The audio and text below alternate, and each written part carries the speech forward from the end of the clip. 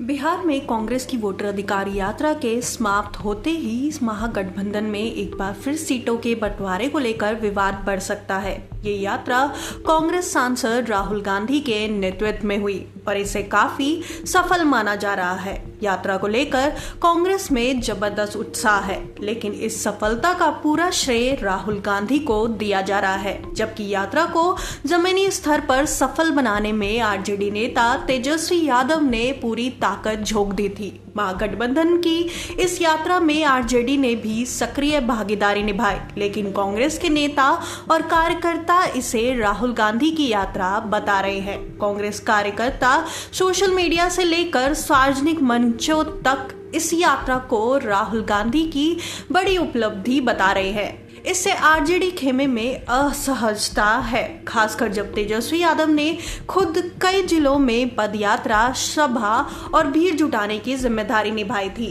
राजनीतिक जानकार मानते हैं कि कांग्रेस के इस आत्मविश्वास का असर महागठबंधन की सीट शेयरिंग पर पड़ना तय है। सूत्रों के अनुसार कांग्रेस अब बिहार विधानसभा चुनाव में महागठबंधन के तहत कम से कम 90 सीटों पर लड़ने की तैयारी में है।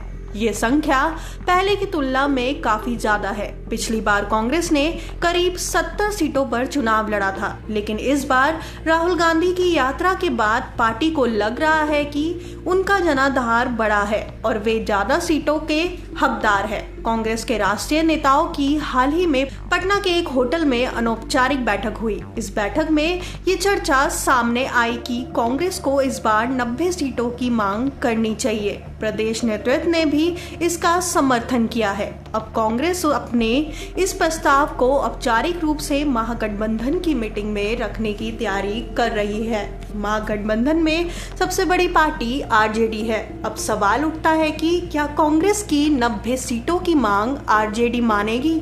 आरजेडी अध्यक्ष लालू यादव और नेता प्रतिपक्ष तेजस्वी यादव इस बात पर क्या रुख अपनाते हैं, ये देखने वाली बात होगी। अभी तक आरजेडी ने इस पर कोई आधिकारिक प्रतिक्रिया नहीं दी है। हालांकि पार्टी के कुछ नेताओं का मानना है कि कांग्रेस जमीनी स्तर पर इतनी मजबूत नहीं है कि उसे 90 सीटें दी जाए। कांग्रेस को सिर्फ यात्रा की सफलता के नाम पर इतनी बड़ी जिम्मेदारी नहीं मिल सकती। सूत्रों का कहना है कि महागठबंधन के अंदर अंदरूनी तौर पर सीट बंटवारे को लेकर बातचीत शुरू हो चुकी है। अगर कांग्रेस 90 सीटों की जिद पर अड़ी रहती है तो महागठबंधन में दरार की संभावना से इनकार नहीं किया जा सकता। पहले भी कई बार सीट शेयरिंग को लेकर महागठबंधन के घटक दलों में तनाव देखने को मिला है। कांग्रेस का मानना है कि राहुल गांधी की यात्रा से युवाओं, छात्रों और मध्यम वर्ग के बीच उनकी पकड़ बढ़ी है।